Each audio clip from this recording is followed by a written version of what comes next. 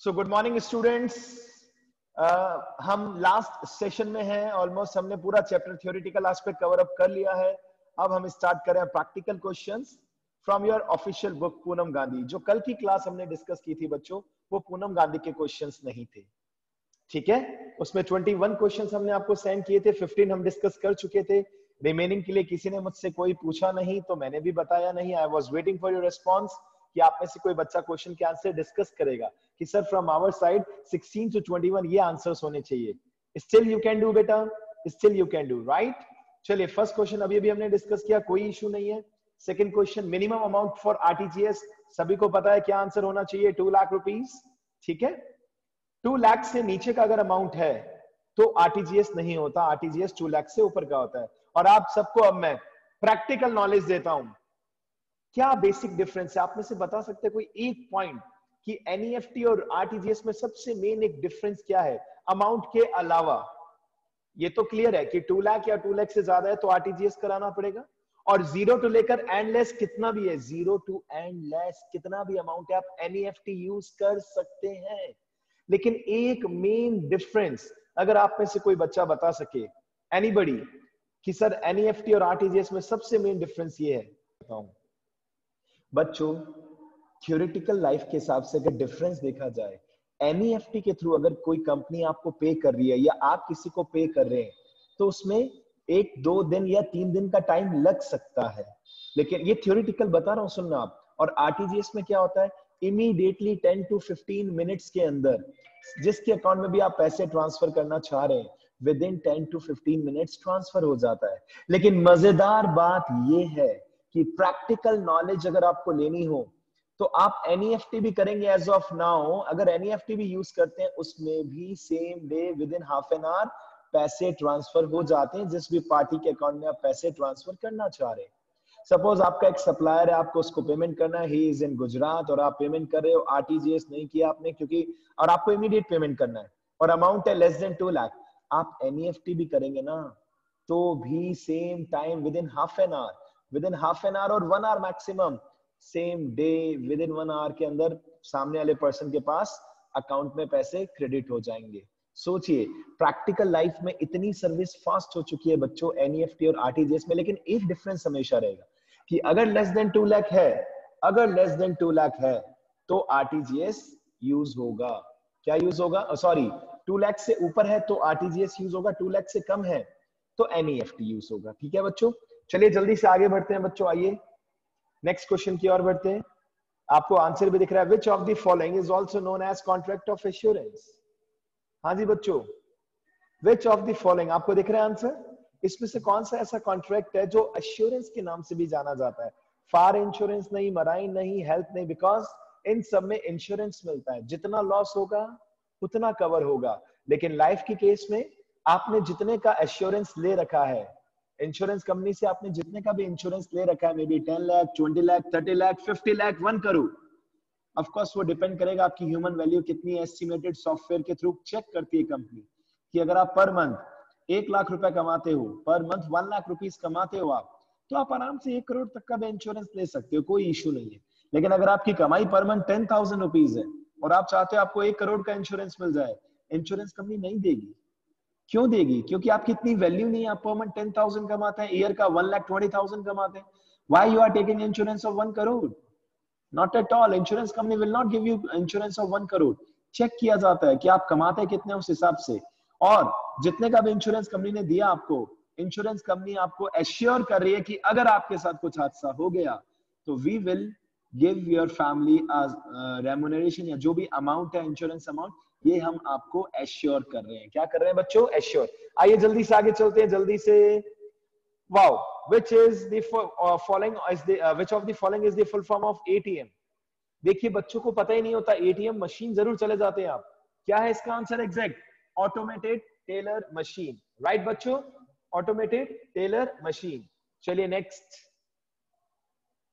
The person और firm who gets compensation, जिसको compensation मिलता है उसे हम क्या कहते हैं? इंश्योरर, प्रीमियम, इंश्योर्ड या happening of an event?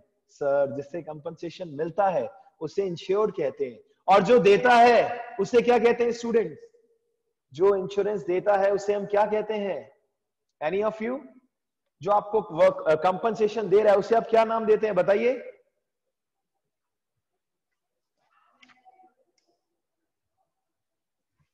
Good, raise hand हो रहे हैं, वेरी गुड।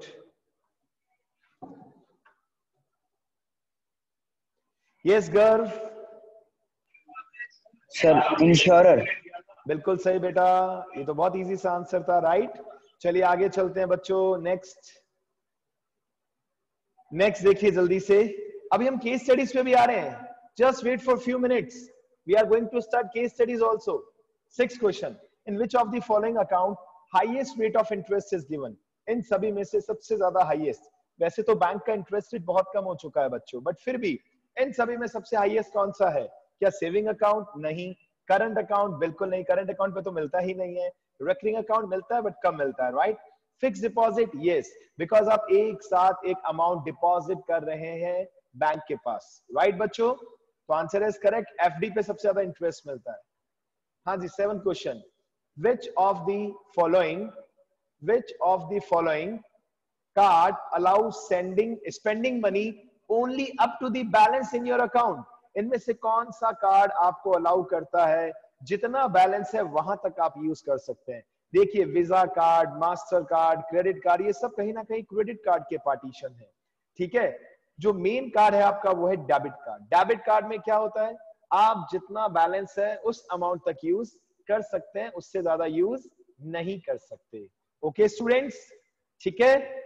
सो अभी 1-2 बच्चे ऐड ऑन हुए हैं। रिया जल्दी से कनेक्ट हो जाइए, हमने कुछ नहीं, पूनम गांधी के कुछ क्वेश्चंस डिस्कस किए हैं बेटा, आंसर्स भी गिवन है, और उसके बाद अब हम with in few minutes case studies भी स्टार्ट करने वाले हैं, राइट। 8th क्वेश्चन, कल की जो हमारी क्लास थी उसमें एक भी क्वेश्चन इस बुक से नहीं लिया गया था, हालांकि क्वेश्चन सेम हो सकते हैं क्योंकि चैप्टर तो सेम ही है। I have taken those question from different books, right. तो 8th क्वेश्चन ऑफिशियली आपकी पूनम गांधी बुक का, under which of the following post is a receipt a receipt is given by post office? जहां आपको receipt मिलता है, proper receipt, और उसका answer क्या है बच्चों? Registered post. क्या है उसका आंसर? Registered post. आप चेक कर सकते हैं, बाकी में नहीं मिलता आपको। अगेन फिर एक बात कहूंगा, रियल लाइफ में कहीं ना कहीं you will find little bit change also, आपको हो सकता है कई जगह चेंज दिख जाए, ठीक है। तो there is a difference in theoretical and practical life, ये तो आपको अग्री करना पड़ेगा। तभी तो हम बार बार आपको कहते हैं बच्चों प्रैक्टिकल नॉलेज भी लीजिए कि एज ऑफ नाउ बैंक में क्या चल रहा है, इंश्योरेंस कंपनी में क्या चल रहा है, हेल्थ इंश्योरेंस के बारे में क्या चल रहा है, डिफरेंट वेरियस पैरामीटर्स के बारे में। 9th number question, which of the following can never dishonoured? बढ़िया क्वेश्चन है बेटा, रियल लाइफ का क्वेश्चन है। इनमें से कौन सा ऑप्शन है जो कभी भी डिसऑनर नहीं हो सकता? चेक हो सकता है, नन ऑफ दीज से अभी कोई लेना देना नहीं है, बोथ ए एंड बी से अभी कोई लेना देना नहीं है। First option bank draft. याद कीजिए, मैंने आपको बताया था डिमांड ड्राफ्ट कि आप पहले बैंक को रिक्वेस्ट करते हैं कि हमें डिमांड ड्राफ्ट बना दीजिए, हम आपको पैसे दे रहे हैं, बैंक को पैसे दे रहे हैं। बैंक या तो चेक के थ्रू या कैश, बैंक आपका अकाउंट माइनस करेगा, जिस पर्सन के नाम से डिमांड ड्राफ्ट बनाना है बैंक उनके नाम से डिमांड ड्राफ्ट एक सर्टिफिकेट के रूप में देगा, और वो सर्टिफिकेट जैसे चेक की फॉर्म में होता है उसी टाइप का डिमांड ड्राफ्ट होता है। आप नेट पे भी चेक कर सकते हैं, specimen of demand draft, right students. और वो कभी भी डिसऑनर नहीं हो सकता। व्हाई? बिकॉज बैंक ने उस सर्टिफिकेट के अंदर, आप सोच लीजिए, डिजिटल कैश डाल दिया। जैसे ही आप किसी भी उस पर्सन को देंगे, सपोज आपने institute of management studies college के नाम से एक डिमांड ड्राफ्ट बनाया 20,000 का, इट मींस बैंक ने आपका अकाउंट 20,000 से माइनस कर दिया और उस डिमांड ड्राफ्ट पे उस कॉलेज का नाम लिख दिया जहां की फीस आपको पे करनी थी वाया डिमांड ड्राफ्ट। बैंक ने सर्टिफिकेट के ऊपर कॉलेज का नाम लिख दिया, पेबल एट बीकानेर या पेबल एट इंडिया, जो भी इंस्ट्रक्शन था वो लिख दिया। अब आप जैसे ही वो कॉलेज को डिमांड ड्राफ्ट देंगे वो 100% क्लियर होगा, वो डिसऑनर नहीं हो सकता, because that is similar to cash. उसे आप कैश ही मान सकते हैं क्योंकि बैंक आपका अकाउंट माइनस कर चुका है और डिमांड ड्राफ्ट में आर्टिफिशियली वो पैसा प्लस कर चुका है। अब वो कॉलेज जैसे ही अपने बैंक में वो डिमांड ड्राफ्ट डिपॉजिट करेगा, with in few minutes college का अकाउंट क्या हो जाएगा? प्लस। क्या हो जाएगा बच्चों? प्लस। चलिए आगे चलते हैं नेक्स्ट क्वेश्चन की ओर। Which of the following service of bank permits withdrawal of money more than the balance in your account? Wow! कौन सा ऐसा ऑप्शन है बैंक का जो आपको परमिट करता है बैलेंस में जितना पैसा है उससे भी ज्यादा निकालने के लिए। सर बैंक ड्राफ्ट नहीं हो सकता, बैंकर्स चेक नहीं हो सकता, एफडी नहीं हो सकता। यस, बैंक ओवरड्राफ्ट हो सकता है और हम ऑलरेडी ये डिस्कस कर भी चुके हैं, राइट। तो चलिए बच्चों, 10 क्वेश्चंस के साथ ये पहला सफर खत्म हुआ। सफर और भी है, वैसे सफर में कहीं कमी नहीं है। There are many other questions also. आपको दिख रहे हैं, ये फाइल मैं आपको सेंड कर दूंगा बच्चों। I suggest, because online classes are going on, you have time with you. कल भी क्लास ऑफ है आपकी, थर्सडे है, तो ये क्वेश्चन आंसर्स आप रिटर्न में कर सकते हैं। एंड आई सजेस्ट कि आप ऑप्शंस मत लिखिए भले, ठीक है। For example what you should do, आप क्या कर सकते हैं स्टूडेंट्स, लाइक आपने 12th नंबर क्वेश्चन लिखा, principle of indemnity is not applicable on dash। Answer क्या आ जाएगा, सीधा डायरेक्ट लाइफ इंश्योरेंस चलेगा स्टूडेंट्स, कोई इशू नहीं है, राइट। फिर जैसे आपने अब ये क्वेश्चन आ गया, जैसे 14 number question, which of the following insurance is also known as contract of assurance, और आंसर क्या है, लाइफ इंश्योरेंस। अब आप चाहें तो आपके पास दो ऑप्शन है, या तो एंटायर 14 क्वेश्चन पूरा नोट डाउन कीजिए, या फिर इसे एक इंपॉर्टेंट की पॉइंट्स के रूप में आप लिख सकते हैं, that life insurance is a insurance where we get contract of assurance, और ये और किसी में भी एप्लीकेबल नहीं है, ठीक है। चलिए आगे चलते हैं बेटा। अब मैं चाहता हूं कि मैं नेक्स्ट पड़ाव में आऊं, जल्दी से नेक्स्ट पड़ाव बोले तो केस स्टडी रिलेटेड क्वेश्चंस। आइए जल्दी से उसके ऊपर आते हैं स्टूडेंट्स, बिकॉज उसमें ज्यादा मजा आएगा आपको, और ये क्वेश्चन आप कर सकते हैं आराम से, कोई इशू नहीं है। वेरी शॉर्ट क्वेश्चंस की बात करूं, प्लीज मेरा पर्सनल सजेशन है आप सभी से, मत छोड़ना इन क्वेश्चंस को, please note down in your register. First chapter में मैंने आपको इतना टास्क नहीं दिया था, मैं फर्स्ट चैप्टर के लिए भी सेम फाइल बना के आपको सेंड करूंगा विद इन फ्यू डेज, लेकिन उससे पहले ये कंप्लीट करना जरूरी है बच्चों। मैं आपको पर्सनल सजेशन दे रहा हूं, कहीं पे भी मैं बच्चों को ऐसा सजेशन नहीं देता स्टूडेंट्स जिससे आपका टाइम वेस्ट हो। लेकिन अगर आपने इस चैप्टर की बात करो स्पेशली नहीं नोट डाउन किया, कहीं ना कहीं नॉलेज कम रहेगा आपके दिमाग में, राइट। तो there are few questions like वही वापस से दिख रहे हैं आपको, give the full form of ATM, give any two functions of e-banking, who can get an overdraft from a bank, question number 8, कोई issue नहीं है, answer is given in front of you, a holder of current account यानी कि businessman, तो आप सीधा लिख सकते हैं businessman can get the facility of overdraft from bank, ठीक है। next question बढ़िया है, अच्छा question है बेटा, आप देखिए अच्छा question है। next, give one point of difference between private sector banks and public sector banks, जरा देखिए क्या डिफरेंस है। अब मैं एक्सपेक्टेशन है मेरी अब आपसे एक और, कि आप एक पीपीटी बनाएं जिसमें private sector bank and public sector banks के ऊपर डिस्कशन हो। मैं एक्सपेक्ट करता हूं जिस दिन स्कूल ओपन होगा ना, पर्सनली बोल रहा हूं स्कूल के बिहाफ पे as well as on my behalf, कुछ बच्चों को तो अवार्ड्स मिलने हैं, डैम श्योर, सर्टिफिकेट्स हो, मेडल हो, whatever the award, apart from chocolates and all, right. Clear है बच्चों। और ये बात केवल कुछ लालच की नहीं है, ये एक मोटिवेशन की भी है। आप में से आई एम एक्सपेक्टिंग कि एटलीस्ट 2-3 बच्चे अपना एफर्ट्स करें, और private sector bank and public sector bank, थोड़ा दिमाग लगाइए, जल्दबाजी नहीं है। You have off tomorrow, you have holiday tomorrow, apart from small test and all. Private sector banks क्या है, पब्लिक सेक्टर बैंक्स क्या है, इनमें डिफरेंस क्या है। कुछ प्राइवेट सेक्टर्स के नेम्स जैसे कि आईसीआईसीआई बैंक आ सकता है, एक्सिस बैंक आ सकता है, और कुछ पीएसयू, पीएसयू क्या sir, public sector units, public sector banks, जिसमें एसबीआई आ सकता है, ऑफ कोर्स पीएनबी आ सकता है। उनका ऑब्जेक्टिव सोशल ऑब्जेक्टिव ज्यादा है, पैसा कमाना नहीं है, जबकि प्राइवेट बैंक्स का ज्यादा ऑब्जेक्टिव क्या है, मनी अर्न करना। तो आई एम एक्सपेक्टिंग कि आप में से कुछ बच्चे, not only single student, more than 2 to 3 students should prepare PPT on private sector bank and public sector bank. At least मजा आए, फॉन्ट साइज अच्छा रखिए हमेशा, क्लियर विजिबल हो, फॉन्ट बड़ा रखिए, साइज अच्छा। अगर पीपीटी के पेजेस बढ़ेंगे मजा आएगा, आपको भी लगेगा कि हमने कुछ मेहनत की है, ठीक है। शॉर्ट क्वेश्चंस के लिए इतना ही, आगे प्रोसीड करते हैं जल्दी से, केस स्टडीज की ओर प्रोसीड करते हैं, राइट। आइए बच्चों, case studies related question. Question number 1 check कीजिए। A company has undertaken a fire insurance policy for ₹5 lakh, ठीक है। After 2 months, due to fire, it incurred a loss of 2 lakh. How much amount will the company get as compensation? The answer is 2 lakh. But why 2 lakh? Insurance तो 5 lakh का लिया था, अगर इंसान की बात करते हैं, ह्यूमन बींग्स की, 5 लाख का इंश्योरेंस लिया, डेथ हो गई, पूरा 5 लाख मिलेगा। इनफैक्ट कुछ पॉलिसीज ऐसी भी होती है जहां डबल मिलता है, कुछ पॉलिसीज ऐसी भी होती है जहां ट्रिपल मिलता है, कुछ पॉलिसीज ऐसी भी होती हैं कि अगर एक्सीडेंटल डेथ हो गई, कौन सी डेथ बच्चों? एक्सीडेंटल डेथ, तो 4 टाइम्स पेमेंट मिलता है, 4 times.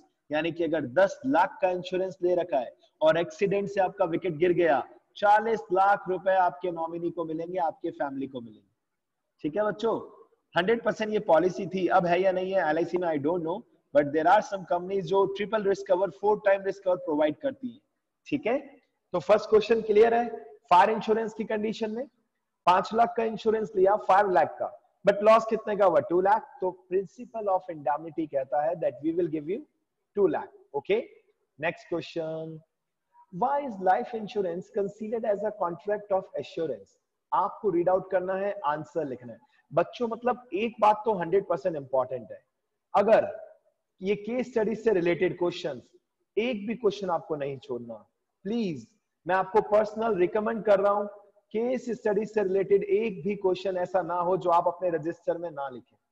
Personally suggesting you, because CBSE का करिकुलम कहता है दैट 20 मार्क्स के ओटीक्यूज के साथ साथ, ऑब्जेक्टिव टाइप क्वेश्चंस के साथ साथ, हम चाहें तो पूरा पेपर केस स्टडी ओरिएंटेड ले सकते हैं। We will not give you simple question like explain principle of indemnity, explain principle of utmost good faith. हम आपसे कुछ भी लैंग्वेज में कैसे भी क्वेश्चन दे सकते हैं, और वो क्वेश्चन कैसे हो सकते हैं अभी के अभी हम डिस्कस करते हैं, डोंट वरी। सेकंड क्वेश्चन में केस स्टडी रिलेटेड कुछ भी नहीं है, एक थ्योरेटिकल एस्पेक्ट का क्वेश्चन है कि लाइफ इंश्योरेंस को कॉन्ट्रैक्ट ऑफ एश्योरेंस क्यों कहा जाता है। आप 100% इसको रीड आउट कर सकते हैं, मतलब घर पे इसको रीड आउट कर सकते हैं, और in case of any doubt आप मुझसे पूछ सकते हैं कि सर हमें इसमें एक थ्योरेटिकल लाइन समझ में नहीं आई। राइट स्टूडेंट्स, इजीली आप कर सकते हैं, कोई इशू नहीं है मेरे हिसाब से। सेकंड क्वेश्चन बिल्कुल, आगे चलते हैं। चलिए नेक्स्ट क्वेश्चन की ओर प्रोसीड करते हैं। Question number 3. Why banks are called debtors as well as creditors? ऐसा क्यों है सर? अब देखिए, डेटर पैसे, बैंक को पैसे देने भी है, लेने भी है।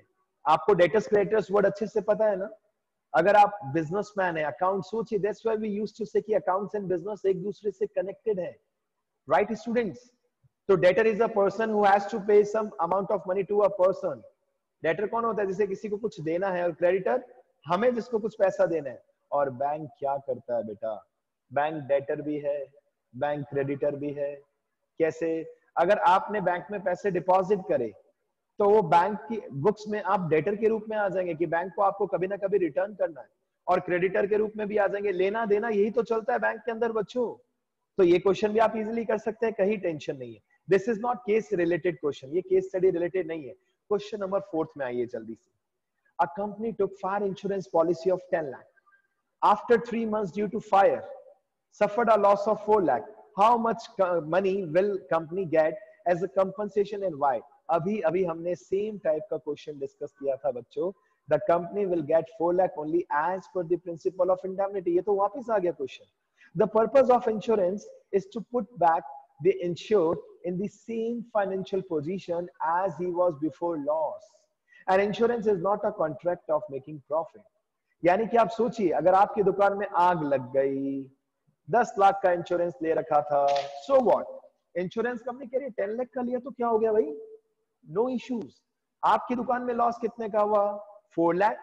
4 लाख हम आपको दे देंगे। हमने कहा नहीं भाई, इंश्योरेंस 10 लाख का था, हमें पूरा 10 लाख चाहिए। इंश्योरेंस कंपनी ने कहा भैया ये पैसा कमाने का जरिया नहीं है, जितने का लॉस हुआ है उतना लॉस हम आपको कवर अप करेंगे ताकि आप सेम फाइनेंशियल पोजीशन में आ जाए। सपोज आपका 2 दुकानों का इंश्योरेंस था, एक ग्राउंड फ्लोर और एक अपर फ्लोर, दोनों का 20 लाख का इंश्योरेंस था। अब ऊपर वाली दुकान में आग लग गई जो फर्स्ट फ्लोर पे थी, आप कह रहे दोनों दुकानों का पैसा दो। इंश्योरेंस कंपनी कह रही है ये तो गलत बात है ना, आप कैसे एक्सपेक्ट कर सकते हैं? ये एक 2 दुकानें हैं, ground floor first floor. First floor वाली दुकान में आग लग गई, ग्राउंड फ्लोर वाली शॉप एकदम ओके है, दोनों का 20 लाख का इंश्योरेंस था, बट इंश्योरेंस कंपनी आपको 40 लाख नहीं देगी।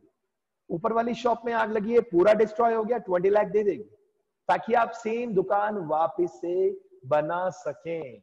लेकिन अगर आप 40 लाख मांगेंगे तो आंसर गलत होगा as per the principal of indemnity. चलिए बच्चों आगे चलते हैं, जल्दी से अच्छे अच्छे क्वेश्चन डिस्कस करते हैं। आइए क्वेश्चन नंबर 5।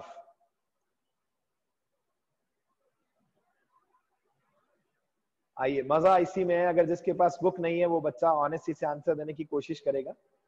चलिए, mister Rajiv took an insurance policy against his car, right बच्चों?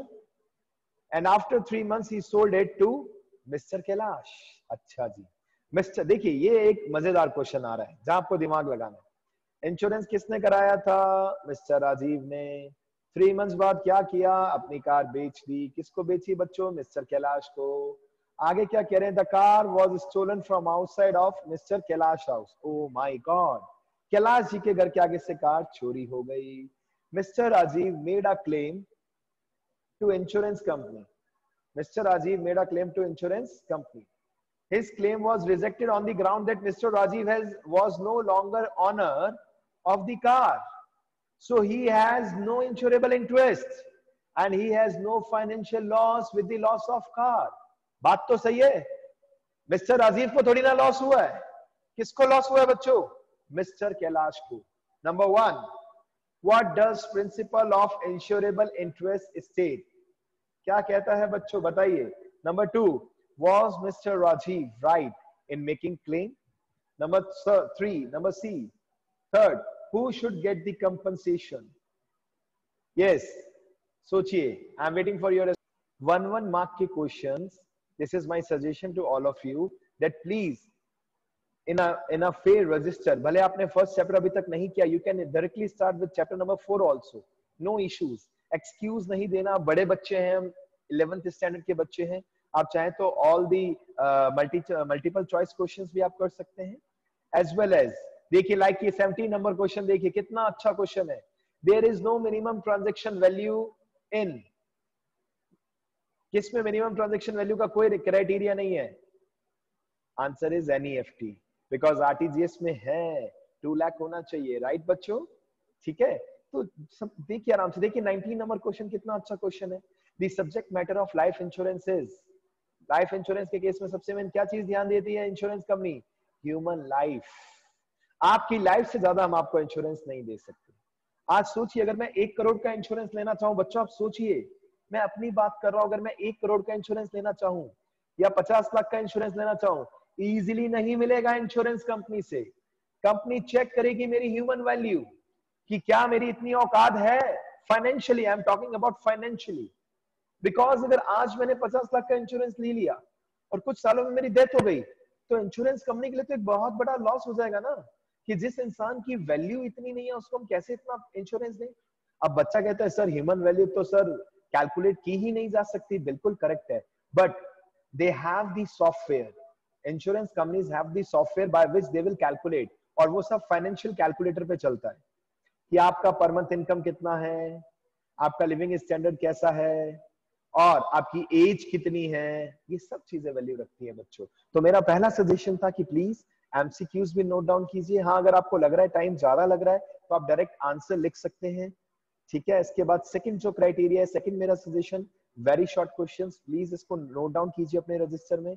इसके बाद केस स्टडी तो छोड़नी ही नहीं है किसी भी कंडीशन में, एक एक केस स्टडी आपको नोट डाउन करनी है बच्चों, बिकॉज आपका 11 12 दोनों के अंदर ये मिलेगा आपको। सोचिए, अभी से अगर आप आदत डाल लेंगे तो इजी रहेगा, कन्वीनियंट रहेगा 12th में, नहीं तो 12th में बहुत प्रॉब्लम फेस करेंगे, ठीक है। ये सजेशन है, और जो बच्चे मानते हैं उनको फ्यूचर में बेनिफिट होता है। वो कहते हैं sir thank you very much, आपने एक अच्छा सजेशन दिया, हालांकि हमारे रजिस्टर जरूर फिल हो गए बिजनेस स्टडीज के अंदर, लेकिन मजा आ रहा है, हमें इजी लग रहा है केस स्टडीज। चलिए एक और क्वेश्चन देखते हैं जल्दी से, question number 6। Question number 6 read out कीजिए जरा, चुपचाप चेक कीजिए क्या कह रहा है question number 6। A factory owner took a fire insurance policy, फिर से आ गया, देखिए फिर से लाइफ फायर इंश्योरेंस का क्वेश्चन आ गया। क्या कह रहा है question? A factory owner took a fire insurance policy for his factory without informing the insurance company that he received notice from electricity department to get the wiring of the factory repaired. याद कीजिए, ऐसा हमने पढ़ा भी था. After 6 months of taking policy, the factory caught fire due to faulty wiring. Will the factory owner get compensation for the loss due to fire? Which principle of insurance is related with this case?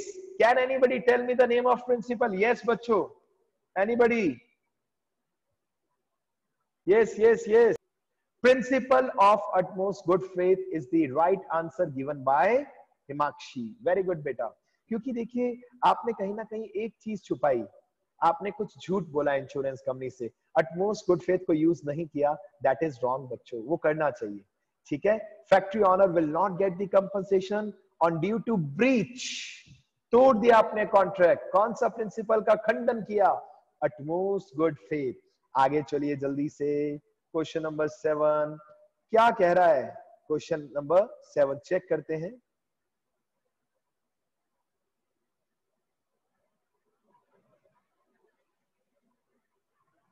ओ, ये तो बड़ा question है.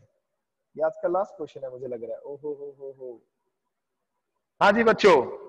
Mansi is running a journal store. The store was insured against natural disaster like flood, earthquake and fire. कहां से लिया? Hindustan general insurance company for the amount of 50 lakhs. Good. आज का last question है, ये अच्छे से डिस्कस करते हैं और मजा आएगा आपको. मानसी ने क्या किया? जिसका जनरल स्टोर है, उसने एक इंश्योरेंस लिया नेचुरल डिजास्टर के, क्योंकि हो सकता है. और ये मैं बता दूं आप सभी को नॉलेज नहीं है शायद तक. आप चाहे तो अपने घर का अर्थक्वेक का इंश्योरेंस ले सकते हैं. पता है आप सभी को ये बात? वंडर होगा आप में से कई बच्चों को. आप अपने घर का, बिल्डिंग का इंश्योरेंस ले सकते हैं. अर्थक्वेक की अर्थक्वेक आ जाए और हमारा घर गिर जाए, बर्बाद हो जाएंगे हम, है ना. आप चाहे तो इंश्योरेंस ले सकते हैं. बट जनरली नहीं लेते लोग. क्यों नहीं लेते पता है? सर पैसा देना पड़ता है ना. फ्री में थोड़ी ना इंश्योरेंस मिलेगा. अगर आपने अपने घर का इंश्योरेंस लिया जिसकी वैल्यू में भी 50 लाख रुपए है, तो इंश्योरेंस कंपनी फ्री में थोड़ी ना देगी. कुछ चार्जेस देगी आपसे, मे बी 8,000, 10,000, 20,000 पर एनम. और कुछ नहीं हुआ तो आप तो फिर, जैसे रिया ने कहा था एक बार स्टार्टिंग में, सर पैसा वापस मिलना चाहिए. वापस थोड़ी ना मिलेगा रिया. Got it? आप सभी को ये चीज याद रहनी चाहिए. अगर आपने इंश्योरेंस लिया है, लाइफ इंश्योरेंस के अलावा जनरली कोई भी इंश्योरेंस आप लेते हैं, व्हीकल का, गाड़ी का, इनफैक्ट अब मैं आपके सामने जो बोलने वाला हूं, मे बी आप सरप्राइज होंगे. शाहरुख खान ने अपने 6 पैक का भी इंश्योरेंस करा रखा था. अब है या नहीं आई डोंट नो. लता मंगेशकर ने अपने गले का इंश्योरेंस करा रखा है. व्हाई? क्योंकि उसका गला, लता मंगेशकर का, उसकी एसेट है. अब सोचिए, वेरियस टाइप्स ऑफ इंश्योरेंस होते हैं लाइफ में बेटा. Various types of insurance. जल्दी से पढ़ते हैं आगे का question. Heavy rain in the city cause massive flood. Oh my God, बहुत ही बुरा हुआ. पूरी सिटी के अंदर मैसिव फ्लड आ गया. Right. This left the store without any security. आगे पढ़िए क्या कह रहे हैं. The store was looted by people which was caught on CCTV. अब देखिए क्या हुआ. स्टोर बिना किसी सिक्योरिटी के खुला रह गया और सीसीटीवी के थ्रू पता चला कि हाँ भाई, चोर तो आए थे, चोरी हुआ है. She claim from the insurance company about the amount of damage of 13 lakh for the material and furniture spoiled from flood and also rupees 5 lakh for the loss of material by theft.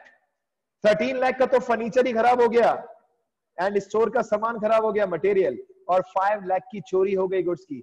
She also claimed another 25 lakh for now converting the store into fully AC and additional floor for more storage space. Insurance company after assessing the damage to the property and stock due to flood and seeing the CCTV footage accepted the claim of 13 lakh. Mansi argued that she has been paying premium for 50 lakh and she should be paid for the full claim of 43 lakhs. वो क्या क्या demand करी आप जरा देखिए. 13 लाख, 5 लाख, 25 लाख और बनाने के लिए कि भैया मैं और अच्छा बनाऊंगी. गलत. पहला प्रिंसिपल अब आपको सॉल्व करना है बेटा.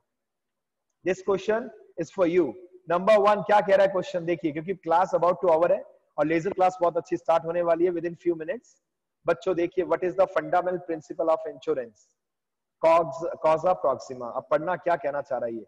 Identify and explain of the principle of insurance. क्या लॉजिक है, क्या उसको पूरा पैसा मिलेगा, नहीं मिलेगा, क्यों नहीं मिलेगा, ये आपको डिस्कस करना है। कल हम फिर इसके ऊपर 2 मिनट बात करेंगे, 2-4 मिनट। ठीक है बच्चों, bye bye, all the best, will meet soon in accounts class. But it is a good question बेटा, प्लीज इसे नोट डाउन जरूर करना। Bye bye.